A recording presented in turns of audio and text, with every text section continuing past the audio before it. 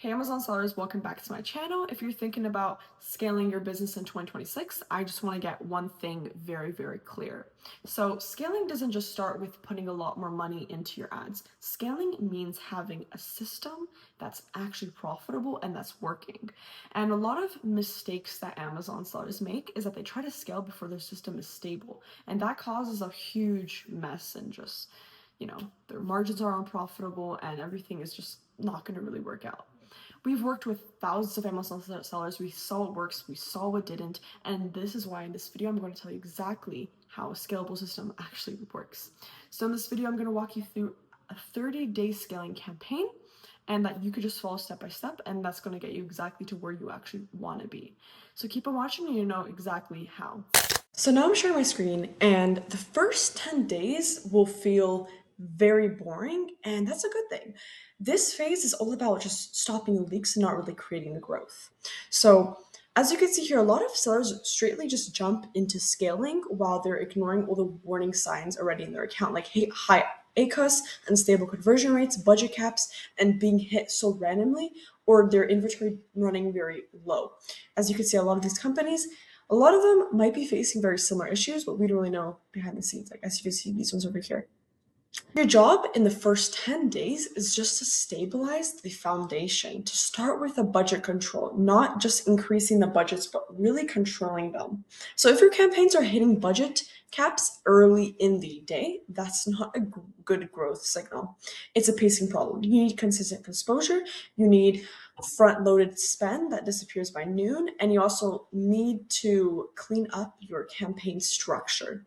If your campaign is cluttered with overlapping keywords, duplicated ASINs, then you want clarity before volume. And having all this mess is just gonna have like performance really, really hard to read, right?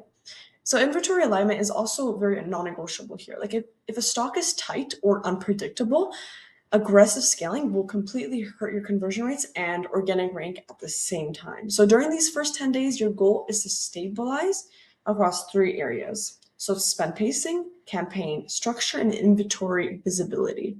If one of these are stable, then scaling is off the table. So once the system is stable, now you can start to look for what actually deserves to be scaled. Not everything in your catalog is going to be a growth candidate. In fact, most of your revenue actually comes from a small group of SKUs that already convert very well. They have strong views and they even hold their margins even under pressure. So these are your profit engines, and the mistake a lot of sellers make here is trying to scale everything equally. And that's exactly how margins will disappear, like simply, right? So what you want to do is you want to identify which products convert consistently, maintain acceptable ACoS and TACoS, and hold buy box share without constant bid inflation. And this is where efficiency matters a lot more than volume. So look at TACoS, not just ACoS. ACoS tells you how your ads are behaving, but TACoS tells you whether your ads are, hurting or actually making you money. So by the end of day 20, you should clearly know which SKUs deserve more budget, which ones should stay in maintenance mode, and which ones should not be scaled at all. And clarity here prevents expensive mistakes later. So now and only now does scaling actually begin. But scaling doesn't just mean pushing everything harder.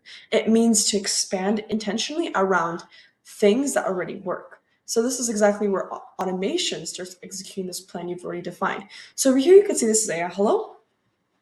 What's perfect about this is that you could literally increase budgets on proven performers, not just across the board. Like you could allow your bids to scale dynamically, not manually. So things are only going to be scaling if things are performing good, like because we're not taking any guess. Like we have automation, we have a bot that could read everything and do it properly for us.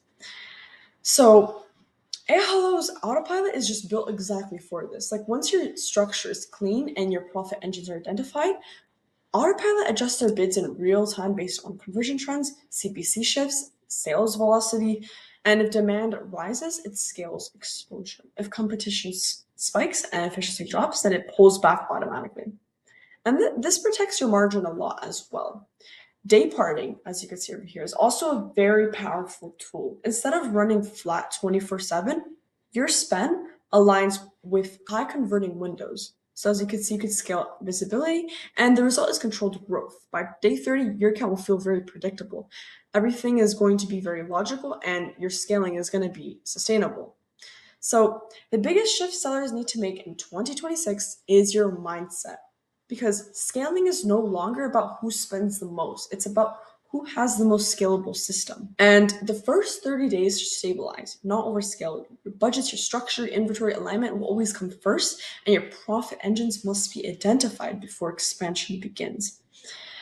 Automation executes scaling, but strategy will always come first. So that's exactly how you run in 2026 without burning your cash, without destroying your margins, or chasing specific metrics all the time.